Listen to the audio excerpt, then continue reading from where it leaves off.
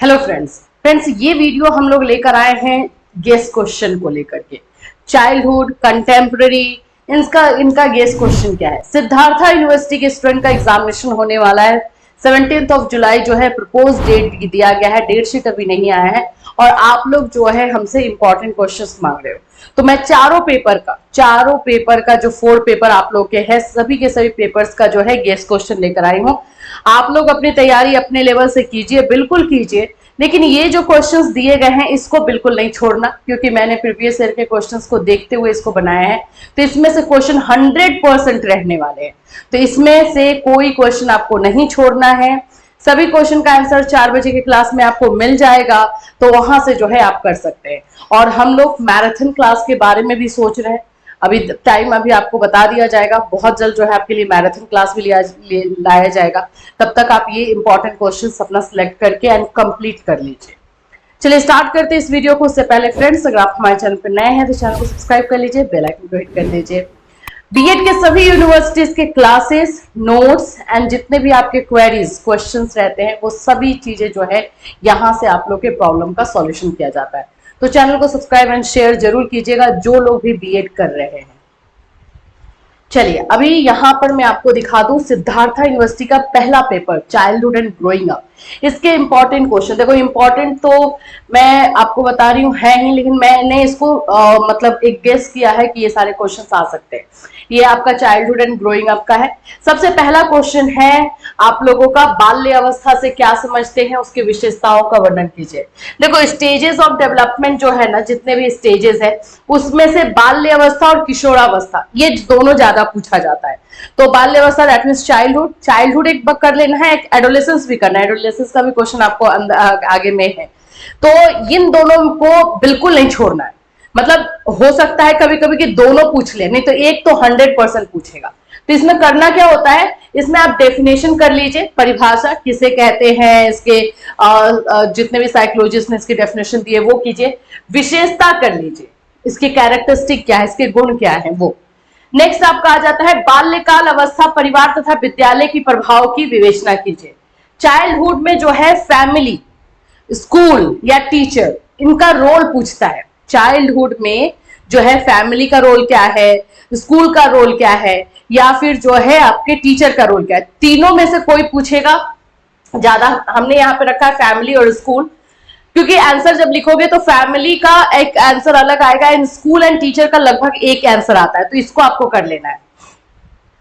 Next आपका है विकास से आप क्या समझते हैं, बच्चों के विकास की विभिन्न अवस्थाओं का उल्लेख करें। What do you mean by development, describe the detail different stages.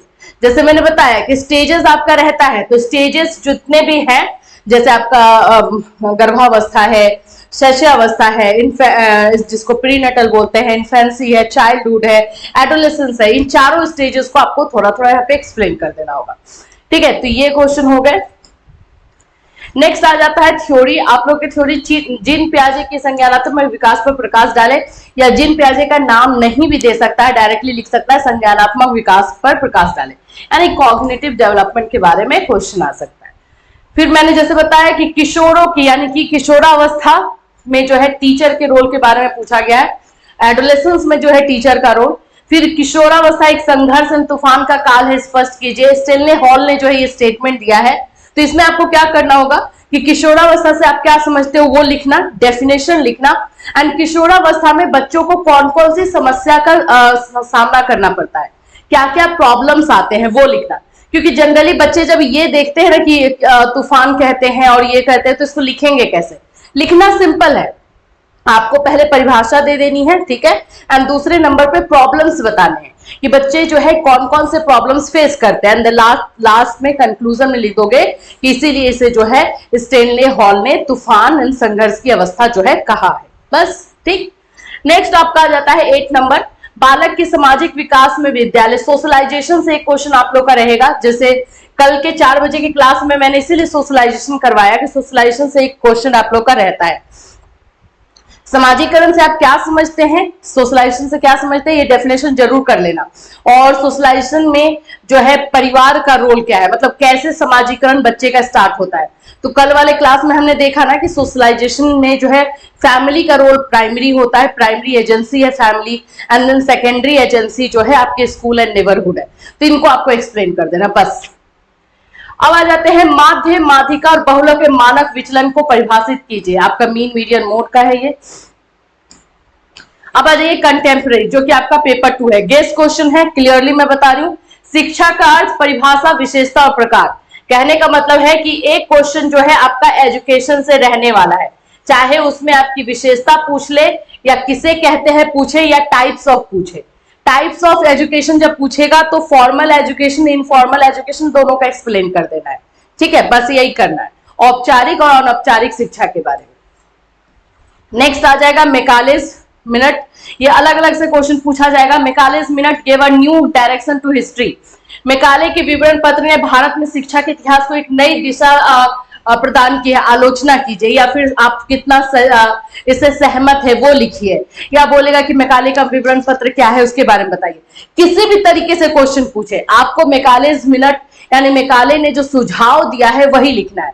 अगर आलोचना करेगा तो कंक्लूजन में आपका आलोचना जाना चाहिए। हाँ, आलोचना दैट मीन्स क्रिटिसाइज, कि मैकाले ने जो है सिर्फ इंग्लिश के बारे में बताया है, हिंदी साहित्य को और भारतीय संस्कृति को जो है बहुत बुरी तरीके से लताड़ा है, इस तरह से।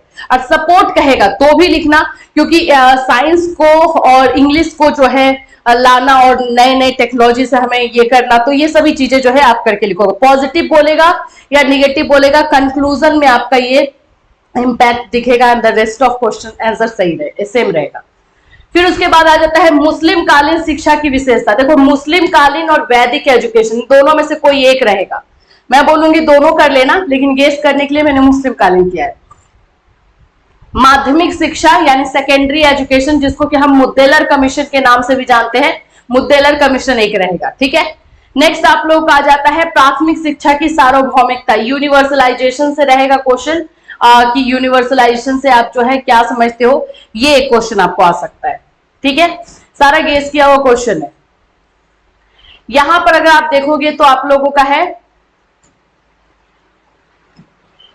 यहां पे मैं दिखा दूं, राष्ट्रीय शिक्षा नीति 1986 की मुख्य विशेषता बताइए। 1986 का लिखा है, और 1992 का संक्षिप्त वर्णन कीजिए। दोनों में से कोई एक रहेगा, या हो सकता है कि दोनों रहे, ये शॉर्ट में दे दे ये लॉन्ग में दे दे, ऐसा पूछा जा सकता है। सार्जेंट रिपोर्ट के मुख्य सुझाव की व्याख्या कीजिए। तो इसमें कितने क्वेश्चन हो गए, 6 क्वेश्चन आपको देखने को मिल रहा है, टोटल 7 इसमें। ठीक है, तो ये कंटेम्प्रेरी का हो गया। अब आ जाते हैं एजुकेशनल एडमिनिस्ट्रेशन, जिसमें आप लोग बहुत ज्यादा डरते हो। ये एक्चुअली में थोड़ा सा डरने वाला है भी, क्योंकि इसमें कुछ चीजें हैं जो आपको जो है समझ के करनी पड़ेगी। ठीक है, सबसे पहले शैक्षिक प्रशासन के उद्देश्य। शैक्षिक प्रशासन क्या है, ये हंटर कमीशन जो है उसमें से आ गया है। ठीक है, कंटेम्प्रेरी का हंटर कमीशन है, याद रखना। मानसिक मेंटल हेल्थ क्या है, मानसिक स्वास्थ्य से क्वेश्चन रहेगा। केंद्रीय स्तर पर यानी कि administration at central level, central level पे जो है शिक्षा का स्तर, एडमिनिस्ट्रेशन यानी प्रशासन कैसे किया जाता है, अगर केंद्र के द्वारा एजुकेशन चलाया जाएगा तो कैसे चलाया जाएगा। विद्यालय प्रबंधन यानी explaining the meaning and definition of school management क्या है, उसका आएगा। एकदम ये सारा क्वेश्चन करना है, एक भी क्वेश्चन छोड़ना नहीं है। और फिर उसके बाद है रोल ऑफ प्रिंसिपल, प्रिंसिपल का रोल बताएगा स्कूल मैनेजमेंट में क्या होता है।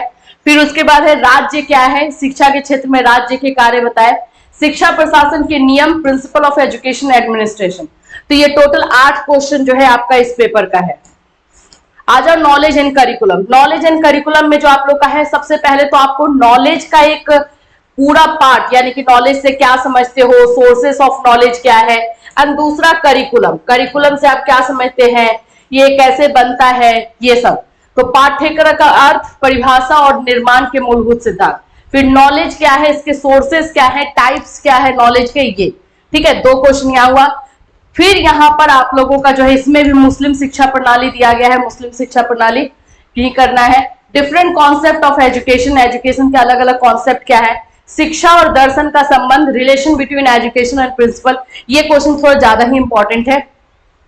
फिर उसके बाद आप लोग के जो है फिलोसोफर का आ जाएगा, तो अरविंद घोष के जीवन पे देखो, अरविंद घोष या महात्मा गांधी, दोनों में से कोई एक पूछता है ज्यादातर, ऐसे अलग भी पूछ सकता है, जैसे कि रविन्द्रनाथ टैगोर भी पूछ सकता है।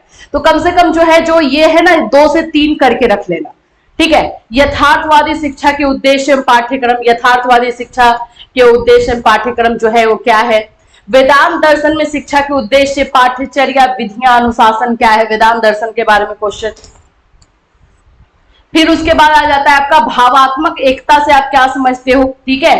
भावात्मक एकता का मतलब हो गया आप लोग का इमोशनल यूनिटी क्या है, जो कि हमारे देश में है। हम अलग अलग धर्म से, अलग अलग लैंग्वेज से बिलोंग करते हैं, फिर भी साथ में रहते हैं, वही है। आदर्शवाद और शिक्षा पर संक्षिप्त टिप्पणी लिखिए।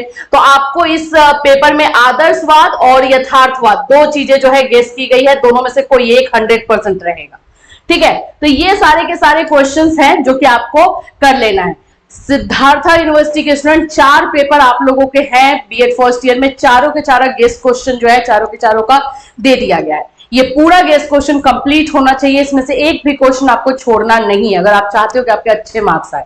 पास होने की तो मैं बात ही नहीं कर रही हूँ, अगर ये इसमें से आधा भी कर लोगे तो पास हो जाओगे, लेकिन मैं बोलूंगी कि आप अच्छे से अच्छा मार्क्स लेकर आओ, 80 to 90% लेकर आओ। और कोई हेल्प हमसे चाहिए तो बिल्कुल बेझिझक आप हमें इस वीडियो में बता सकते हैं। फिर मिलूंगी, till then have a nice day.